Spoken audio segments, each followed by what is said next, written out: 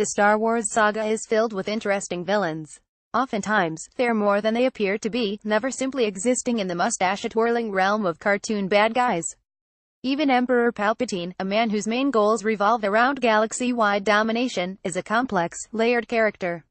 All that made the Star Wars The Phantom Menace role for Darth Maul that much more out of place.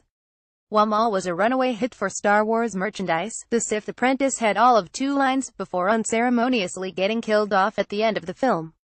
And while that may have ended Darth Maul's role in the movies, it was only the beginning for his character, as he soon evolved into one of the greatest Star Wars villains ever created. 1.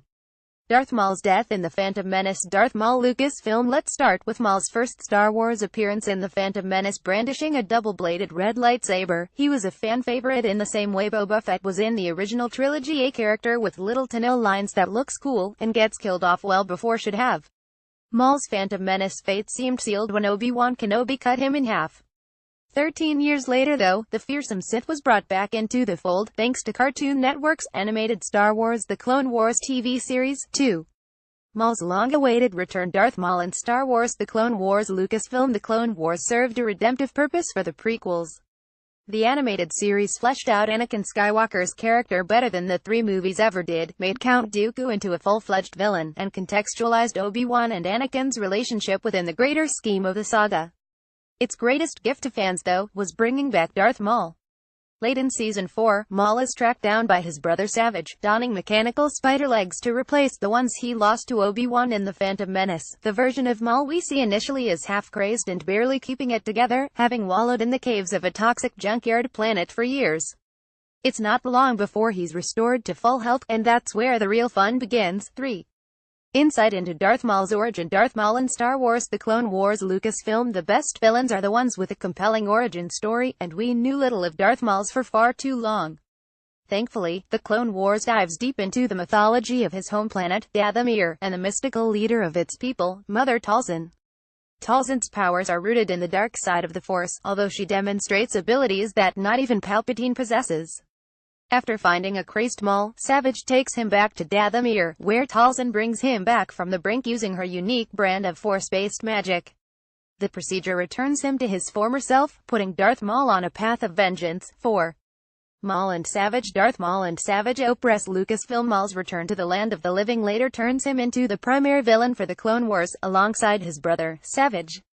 The duo crisscross the galaxy in search of Obi-Wan, all while leaving a trail of bodies in their wake, in an ever-present quest for vengeance and power. It's a character arc far more compelling than the one we saw in The Phantom Menace, giving Maul an origin, a clear motivation, and more screen time than he ever got in the Star Wars movies. 13 years after his first appearance in the franchise, he finally received the storyline he so rightfully deserved. 5. The Mandalore plot. Darth Maul and Previous. Lucasfilm. Darth Maul's Clone Wars arc comes to a close in Season 5, culminating in the hostile takeover of an entire goddamn planet. Maul teams up with a terrorist organization known as Death Watch to overthrow the Duchess of Mandalore. He not only manages to succeed, but also takes down Death Watch's leader in the process. This puts him on the throne of Mandalore, ruling over both the planet's people and Death Watch itself. News of this eventually gets back to Palpatine, who flies to the planet to take care of the problem himself. A climactic lightsaber duel pitting Palpatine against his former apprentice ends with the death of Savage, and the imprisonment of Maul, finally bringing things full circle. 6. Darth Maul returns for Star Wars Rebels. Darth Maul in Star Wars Rebels. Disney XD. There was a reason Clone Wars showrunner Dave Filoni didn't have Palpatine kill Maul off. Clearly, the Star Wars saga wasn't finished with Darth Maul yet, bringing him back in the finale of Rebels' 2nd season. Here, his role had changed. Instead of being the main opposing force to our protagonists, Maul was instead working with them, albeit with his own agenda. In the process, he comes dangerously close to turning young Jedi in training Ezra Bridger to the dark side, after straight-up murdering an Imperial Inquisitor and blinding Kanan. Years after his Clone Wars heyday, Darth Maul is still a formidable villain, worthy of his considerable legacy. 7.